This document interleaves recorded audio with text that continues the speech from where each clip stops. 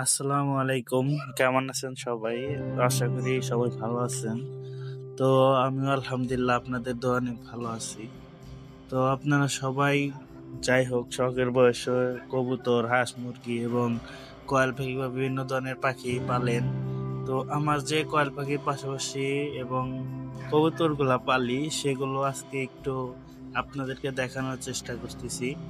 তো শুধু কবুতর পাললেই হবে না, তাদের সাথে বন্ধুত্ব সম্পন্নমূলক আচরণ করতে হবে।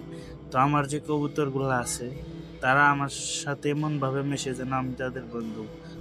আমাকে দেখে তারা একটু ভয় পায় না, ঠিক আছে? মানে আমি তাদের সামনে যখন যাই, তাদেরকে যখন খাদ্য দিতে যাই, তারা এরকম ভাবে আচরণ করে, মানে একজন মানুষের মতো আচরণ করে। আমার কাছে আসে এবং আমার হাতে পায়ে কাঁধে যখন যেখানে পায় তারা সেখানেই বসে। তো এই যে দেখতে পাচ্ছেন ভিডিওতে, আমি যখন তাদের খাদ্য দিয়েছি, তো আমার সবচেয়ে ক্লোজ যে দুইটা কবুতর মানে আমাকে খুব ঘনিষ্ঠ, মানে আমার দেখলেই আমার কাছে আসতে চায়।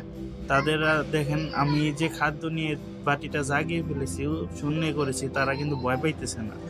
তো সেখানেই তারা তাদের খাদ্য খাইতেছে। তাদের মনে কোনো ভয় নেই, কারণ আমি তাদেরকে কোনো আঘাত দেব না, তারা এটা বিশ্বাস করে।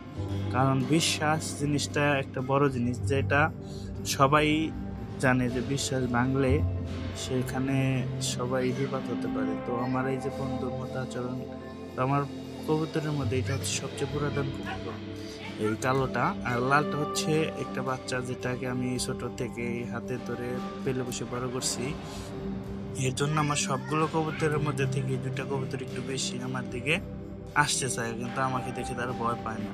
এটা হচ্ছে ভালোবাসা। মানে কবুতর পেলে লাভ বা হিসাব, লাভ লস ক্ষতি এগুলা কিছুই না ভাই। এই যে ভালোবাসাটা, এই ভালোবাসাটা ভাই এক কথা পাবেন না, ঠিক আছে? ভালোবাসাটা হচ্ছে বড় কথা। তো আজকে যে ভিডিওটা দিলাম, আশা করি আপনাদের সবার ভালো লাগছে। আজকে এই পর্যন্তই, ভালো থাকেন। দেখা হচ্ছে পরের ভিডিওতে। আসসালামু আলাইকুম, আল্লাহ হাফেজ।